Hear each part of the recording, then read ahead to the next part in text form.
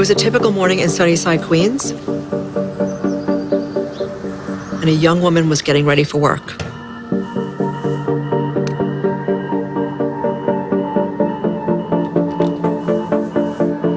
She was about to leave the apartment, and she notices that her roommate Michelle's stuff was still there, which is very odd.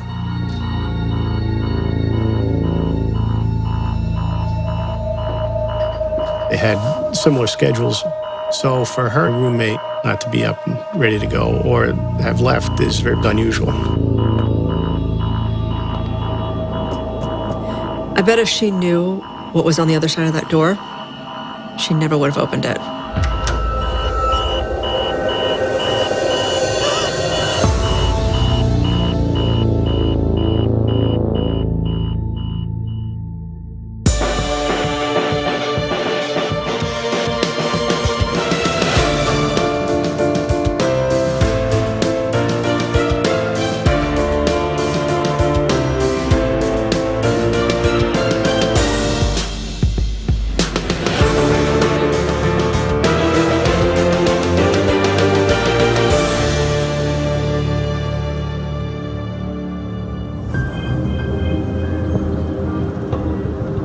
I got a call that there was a homicide in my command. That we had a female who was found dead in her apartment. They were already starting to limit access to the apartment by the time I got there. We walked in, it was very kept, very neat. Nothing seemed out of order until you got to the bedroom.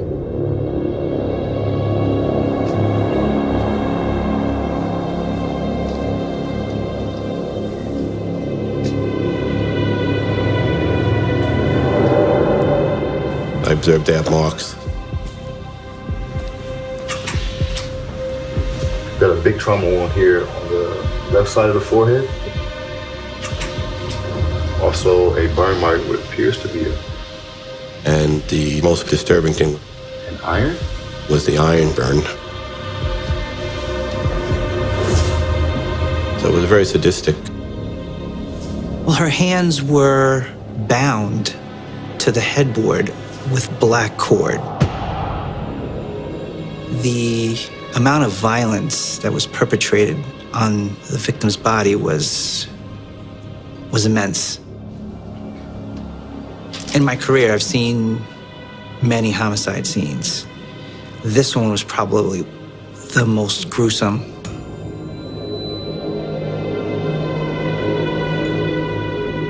I could imagine the amount of pain that she would have had to go through and endure. As the police were investigating the crime scene, they realized who the person was. Looks like we got one of our own. A member of the NYPD crime lab. The victim was Michelle Lee, a criminalist in the narcotics laboratory. She was 24 years old. For a member of the NYPD, to lose one of your own is devastating. Anytime there's an attack against law enforcement officers, it's seen as an attack on all of us. The NYPD is a big family, and when you lose somebody in the family, there is a heightened effort given to solving this kind of case. Her colleagues, her friends, the people who cared about her, are now the ones that have to piece together her murder. There's emotions and there's personal attachment, but you still have to remain objective. Make sure you get the headboard and everything behind it also. And stay focused on what your task is to try and find out what happened. They went through the scene with a fine-toothed comb, knowing that the smallest detail could solve this case. The crime scene unit, they took everything. They took the contents of the garbage can. They took everything that they could that can help them try and uncover who was in that room right before Michelle Lee was murdered. At this crime scene, there were a few things that really stood out to investigators. You have a burn mark that appears to be inflicted by something similar to an iron. We have an iron at the scene, so now we have something that's handled by the perpetrator.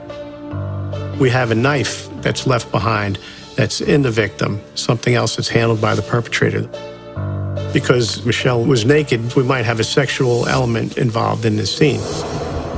But the crime scene was devoid of any blood splatter. There was no cast-off, and that was very weird. The whole crime scene was puzzling. We needed to discover who did this and ultimately prove it.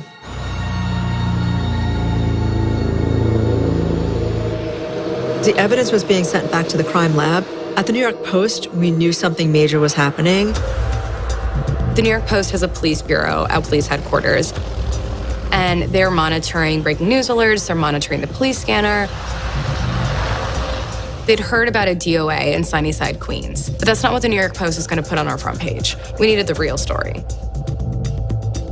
When the reporter arrived, she got details about the age of the victim, the name of the victim, how the body was found. The victim's roommate had been away for the weekend, and she didn't come back until Sunday night. And she went to bed, and when she woke up is when she realized she had been asleep all night long with her roommate brutally murdered in the room next door to her. As soon as they learned that it was a member of the NYPD and the gruesome nature of the crime, the Post knew that this was going to be a big one.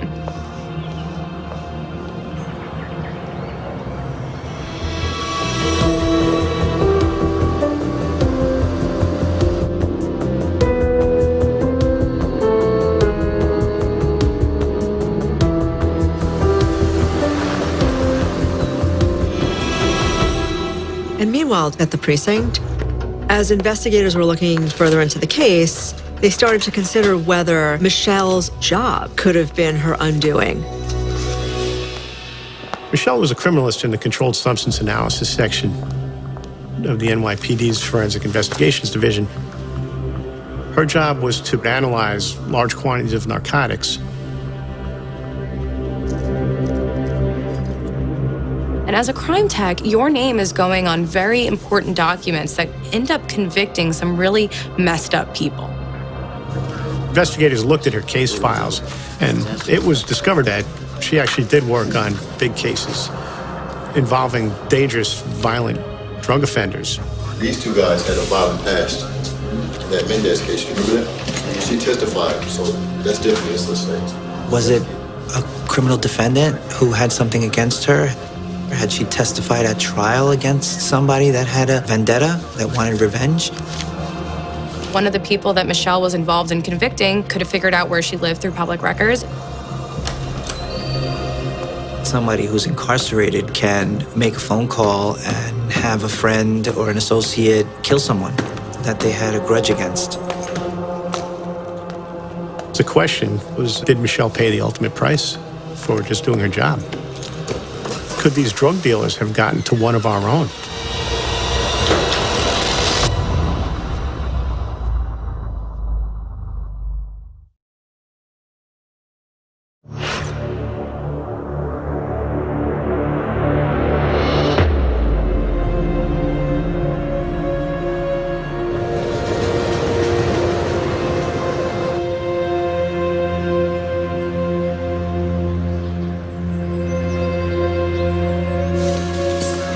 There was no forced entry. Members of the 108 Detective Squad all worked tirelessly to solve the murder of Michelle Lee. Detectives started to consider that her murder was related to her work in the NYPD crime lab. Let's get them down. Let's pull their records and compare them to any of the files that might be familiar. Was it a criminal defendant who had something against her? Had she testified at trial against somebody that had a vendetta, that wanted revenge? Brutality of it, man, that's not normal, you know? It looked like somebody really wanted to make Michelle suffer. She had a burn mark, she had a knife sticking out of her neck. It was clear that she had been tortured. Leaders of drug organizations commit these types of crimes. It's not enough in those cases to just kill someone. They want to inflict the most violence possible. Some of these drug organizations have very specific ways of inflicting pain, almost like a calling card. So they needed to take a closer look at her wounds. And something struck police as a bit odd. One would expect that the ligature would leave markings on her wrist, but no such markings were found. Which shows that she wasn't tied up while she was still alive. What investigators had determined about Michelle's wounds is that a lot of them were inflicted after she was dead, which raised red flags because you can't torture somebody after they're gone. So the whole brutality of this scene where it looked like retaliation against her as being a member of the New York City Police Department, that theory gets thrown out the window. Investigators didn't know if this was like a psychopath, like a sexual deviant. Was it for their own gratification? Or was it to throw off the investigators so we wouldn't be able to understand why and who did this? All we knew was the cops needed to get this man off the street as soon as possible. So at that point, investigators needed to speak to the people that were closest to Michelle in life, her family. We needed to figure out what was going on in Michelle's life at that time. Trying to figure out what the motivation was for this homicide. Michelle's family is from Korea. She had a big family. They were really close. We learned that she had lived with her parents, but ultimately she wanted to be more independent, and that's why she moved to Sunnyside.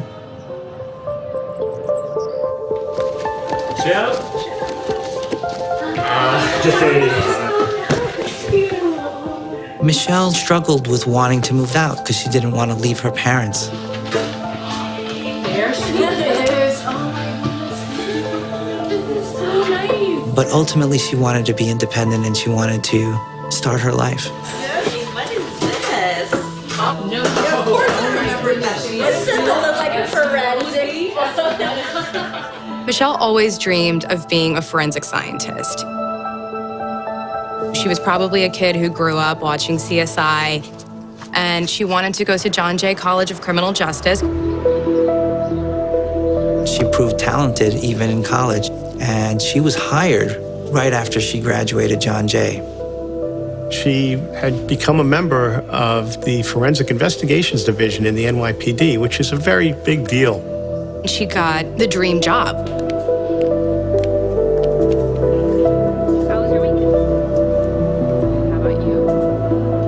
She was an extremely talented scientist. She was one of the true talents in that lab prior to her life being taken. In talking to the family, they had no idea who would do this, why anyone would do this. Their daughter that they loved and cherished was taken from them for no apparent reason and in the most cruel way. And they were devastated. It was hard. It was hard. There was a lot of grief. Well, you can't help but feel for the family, but you have to really focus on what your job is and what you need to do to help them ultimately get justice for what happened to their loved one.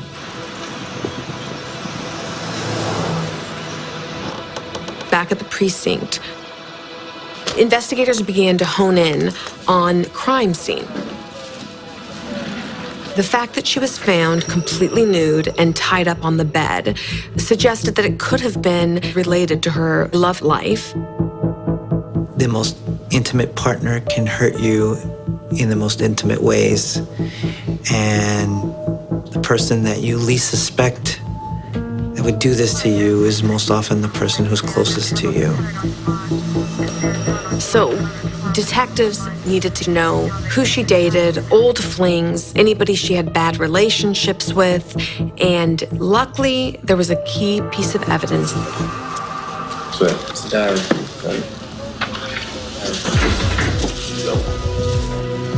Michelle's diary, it was found at the crime scene. A diary was going to tell investigators things that the victim wouldn't tell her friends or her families. When we went through her diary, the same name kept popping up again and again and again. Gary. Who's Gary? I don't know. We don't have anything on him yet. It was Gary McGurk. It was entry after entry talking about her relationship with Gary.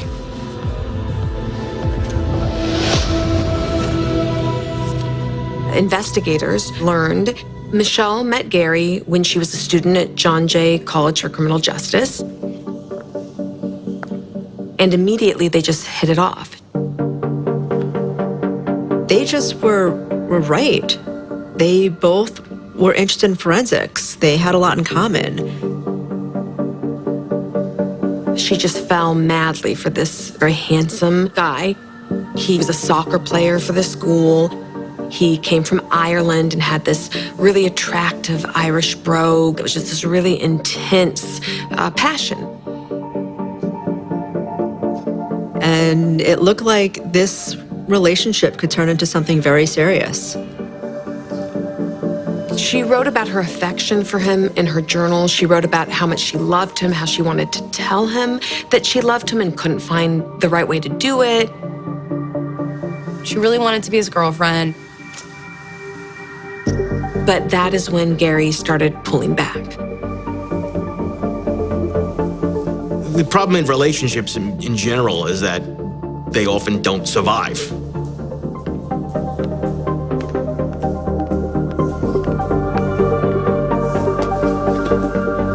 He just wasn't ready for that level of commitment. He wasn't ready to settle down. He was this young guy. He was 23 at the time, and he just wasn't in the same place. Michelle's heartbroken. According to her journal, it seemed like Michelle was willing to do whatever she could to keep Gary in her life.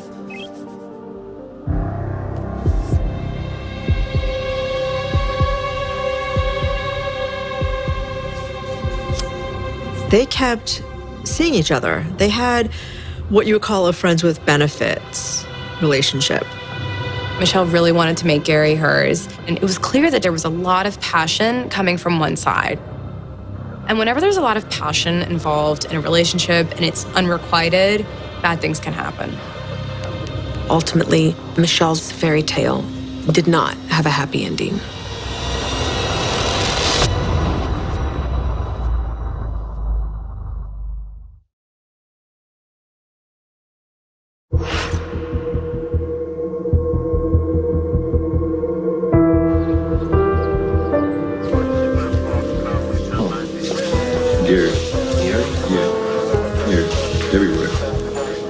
When we looked into Michelle's diary, it was entry after entry talking about her relationship with Gary McGurk. We certainly knew from Michelle's own words that she cared very deeply for him. Seemed like they had some kind of dating relationship. See if we can find this guy in the system. Yeah, let's get him in. So detectives talked to Gary McGurk on the phone and invited him in.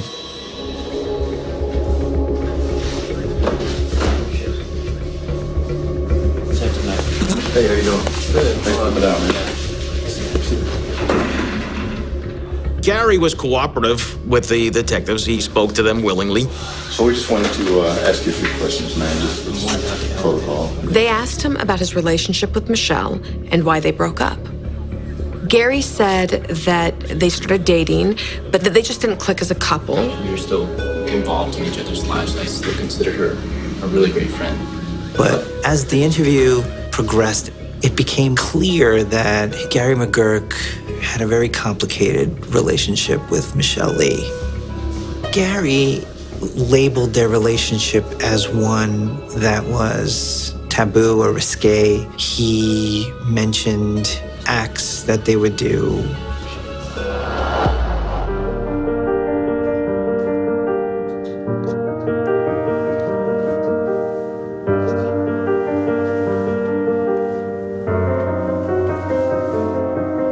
He mentioned strangulation and violence towards each other. Choking, bondage, things that probably detectives looked at it as not as ordinary in certain aspects. It was surprising for the police to hear these details given what they knew about Michelle. Everything that they have heard about from Michelle is that she's this young woman who's hardworking, college educated, and now they're hearing a different side of her.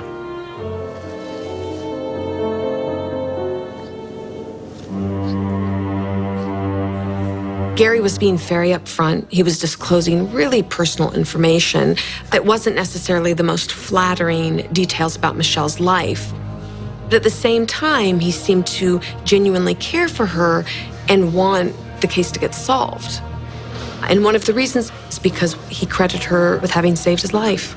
Can you tell us anything else? Actually, yeah. She had been helping me out with some payments. Gary told police that he had actually had stage 4 cancer, but he didn't have American health insurance, so he had to pay out of pocket for all of his cancer expenses. It's cancer? Is that what you're...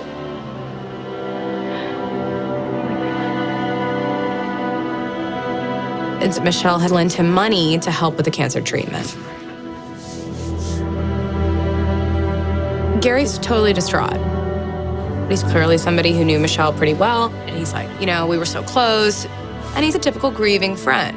I'm more than happy to help with anything, just so we can get to the bottom of it. There was no evidence that told us that Gary was the one responsible here. And based on Gary's statements, it didn't appear he had a motive to do this. What are your whereabouts? What were we doing the day of the murder? So they asked Gary where he was on the night of the 26th, and Gary said he's got a new girlfriend, and he said that he was with her on the night that this happened to Michelle. Can we get in contact? Yeah, I can get on my phone here. So we talked with his girlfriend, and she corroborated that she was with him or that night. I moved to homicide.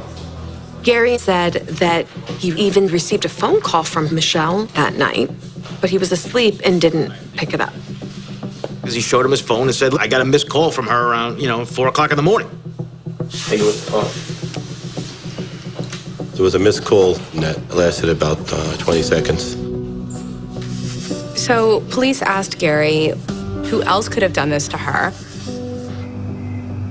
And according to Gary, she said that she had somebody over. And Michelle Lee had another man in the apartment that night. We needed to identify who that person was. Hey, we appreciate you coming down in your case. Thank you for the information. Yeah, of course. All right. The fact that he described these rough sex acts and then remembered what they have at the crime scene, he's actually laying out for them a different scenario where the type of activity that she was involved with could have led to her demise with somebody else. It definitely looked like a bizarre sexual scene to me. Like a sadistic sex act that had gone bad. This could have been a consensual tryst that went too far, and the perpetrator tried to cover his tracks. Either that, or whoever did this was just a really twisted, sick, depraved person. This story, it sounded eerily familiar to police. Robert Chambers, described as a handsome, affluent 19-year-old preppy, now faces murder charges. He's accused of strangling 18-year-old Jennifer Levin to death in Central Park Tuesday morning. The preppy killer in 1986, Robert Chambers, had been involved with the murder of the beautiful Jennifer Levin. Defense called Levin's character into question by claiming she died accidentally from consensual rough sex. He had claimed that they were having rough sex and it got out of hand. I didn't mean to hurt her. I liked her very much. So Robert Chambers said that Jennifer Levin had asked him to choke her, and that's why she died.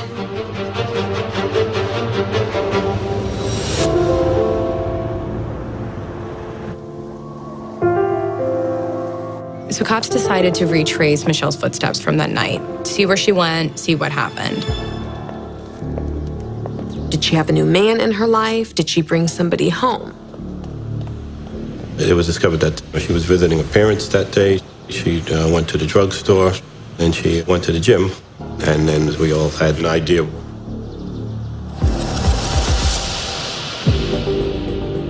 So detectives decided to search surveillance cameras at the stores and the businesses near Michelle's residence to determine, could they see Michelle? Was she being followed? When was the last time she left her house?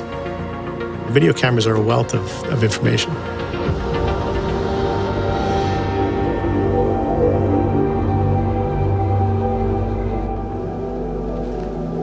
The NYPD detectives spent the whole weekend just hours and hours looking at that video surveillance. But they did finally see something by that CVS in Sunnyside that caught their attention. Something that would ultimately lead to finding the killer.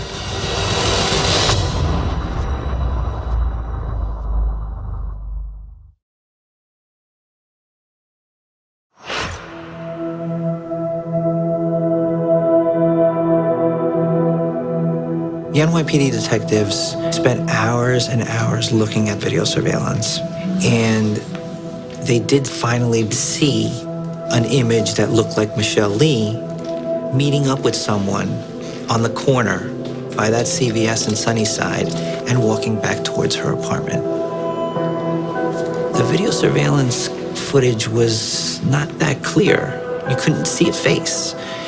You saw basically an outline. It looked like a man, but we couldn't tell what they were talking about. The investigators didn't know if this was someone she had just met or someone she had a long-term relationship with. This was big. So they needed to find out who the person was and talk to him.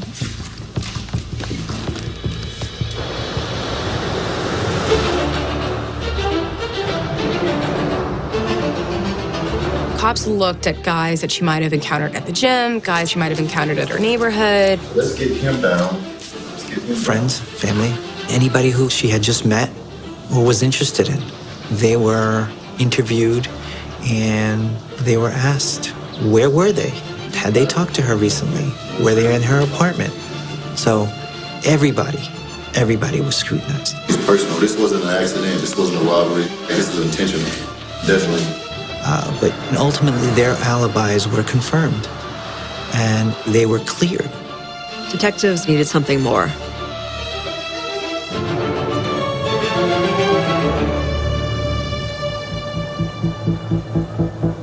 With no one behind bars for Michelle's murder, the people who lived in Michelle's Queens neighborhood of Sunnyside were really terrified about this case. Reporters from the Post went to the neighborhood that Michelle lived in, and the neighbors were totally freaked out. The one person told the Post that they were planning on installing bars on their windows.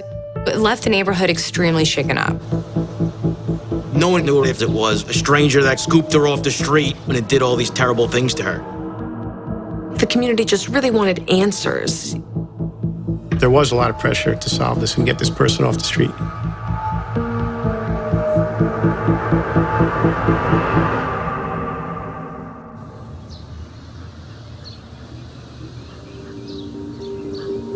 The New York City detectives were working nonstop.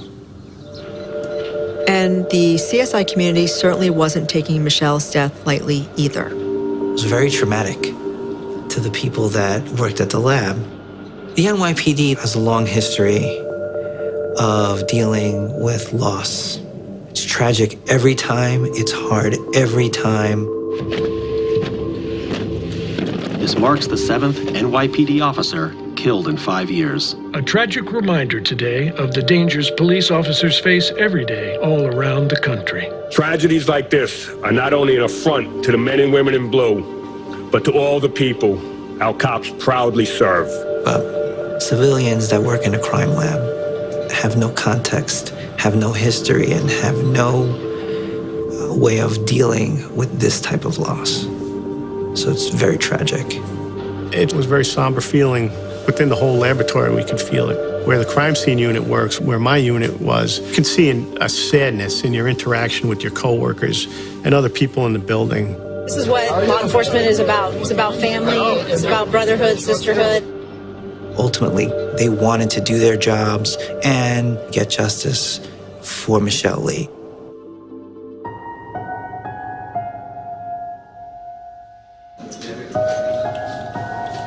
So detectives, they start to think, who else could have done this?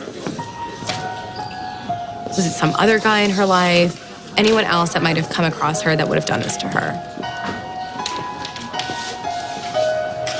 And that's when police got a big break in the case. So a few days later, detectives get results back from their forensic testing. When the garbage in Michelle's bathroom was tested, there was a tissue containing semen. That piece of evidence, that tissue was the keystone of this investigation. And what they found totally changed everything.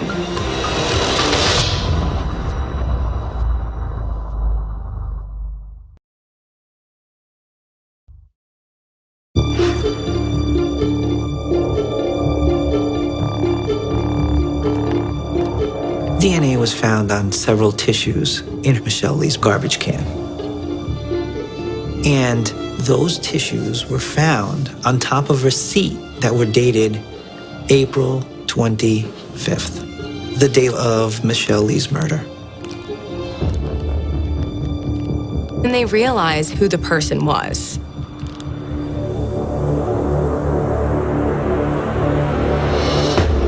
It was Gary McGurk's semen on these tissues.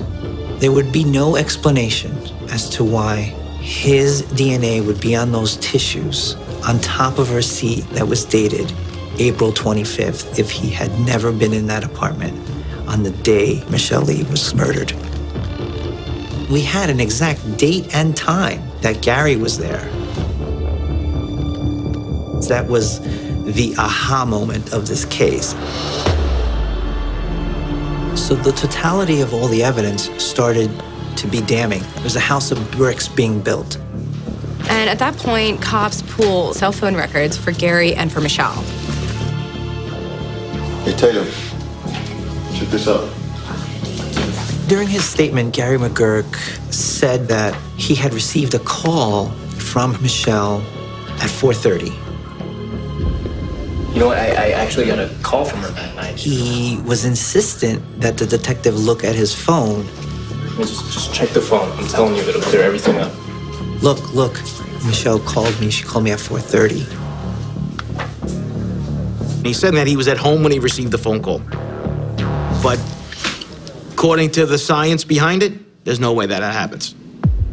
The phone records showed to us that Gary's phone was pinging off of the closest cell tower in the vicinity of Michelle's apartment.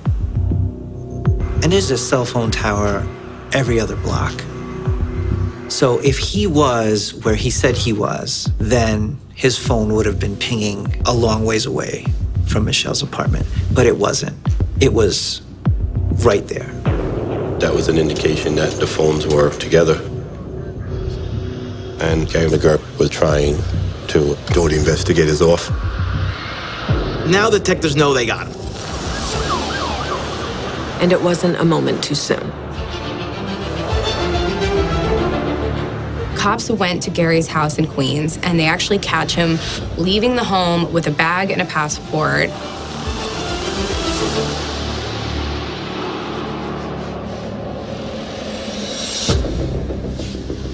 I want to talk to you today about a few new developments in the case. When Gary was questioned by the investigators, his story was ever morphing to try and outsmart the next question. So he saw the video surveillance equipment that we had. That's when he told us, "You're going to see me meeting with her when you look at that video surveillance." He was trying to think ahead.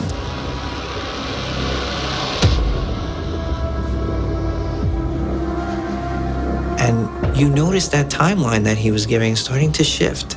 He changed from not being in the area and talking to Michelle to being in the area and being with Michelle. Okay, yeah, I keep looking.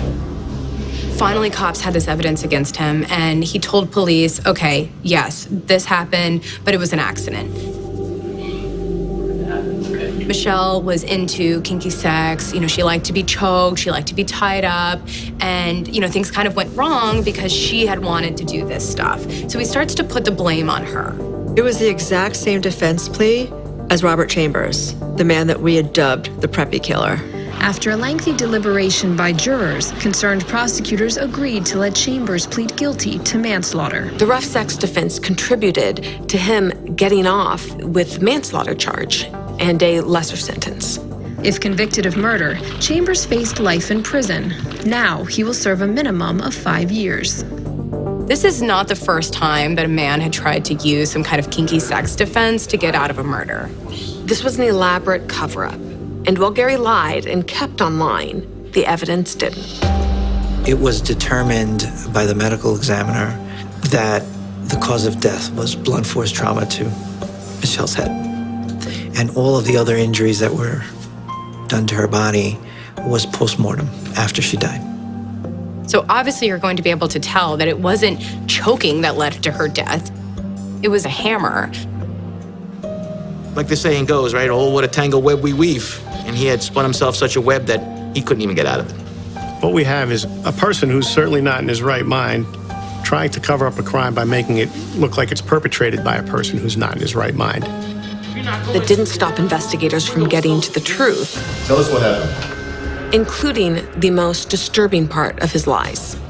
How are you having treated? You were treated. They found out that he actually never did have cancer, and he'd been lying all along. Tell us about your cancer. What you asking? We're in New York's home now. They ain't gonna be lying on you. So if I was you, I'll cooperate as much as possible. The whole thing was a ruse just to get money out of Michelle. Gary used the fact that Michelle was a good person against her. It's early, right? He knew how much in love she was with him.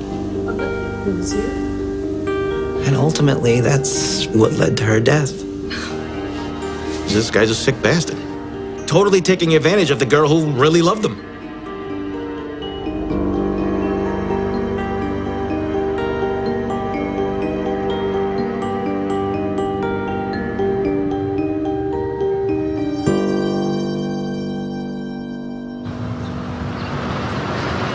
On June 16, 2010, Gary pled guilty to the manslaughter of Michelle Lee.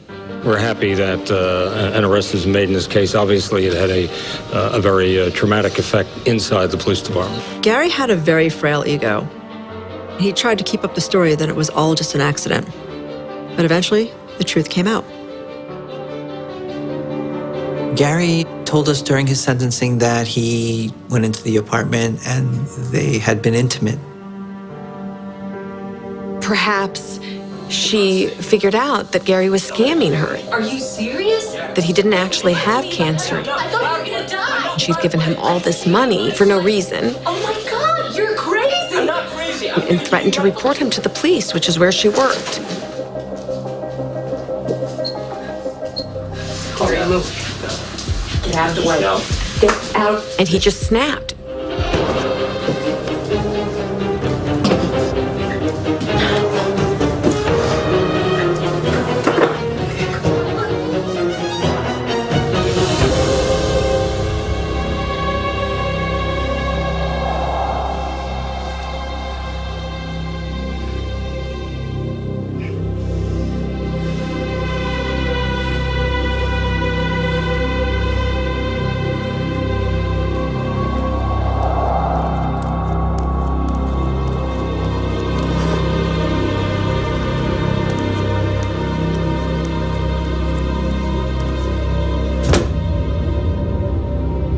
Gary said that while she was passed out, he wrapped her head in plastic wrap to contain the crime scene, and he hit her in the head.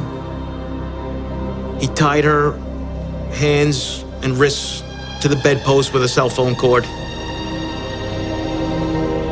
and that he used an iron to make burn marks on her abdomen and chest, and stabbed her in the neck, staged the crime scene to throw investigators off.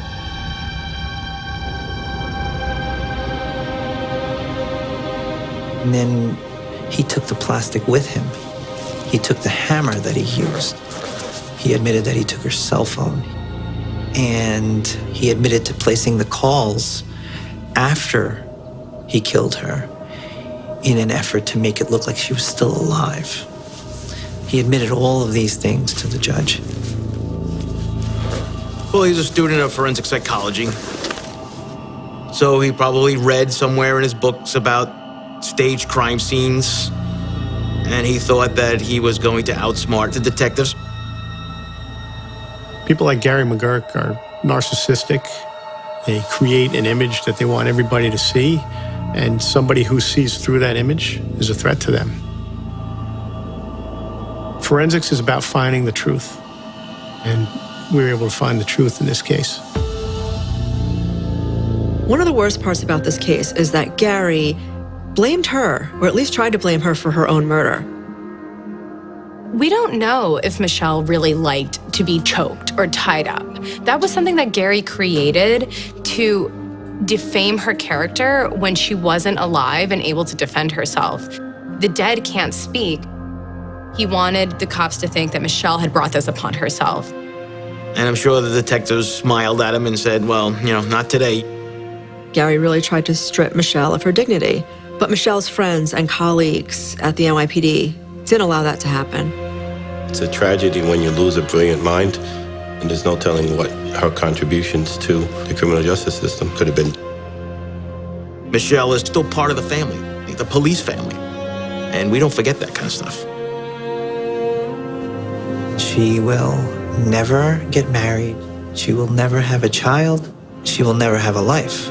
And that's because of what Gary did. She was a bright star that just was extinguished way too early.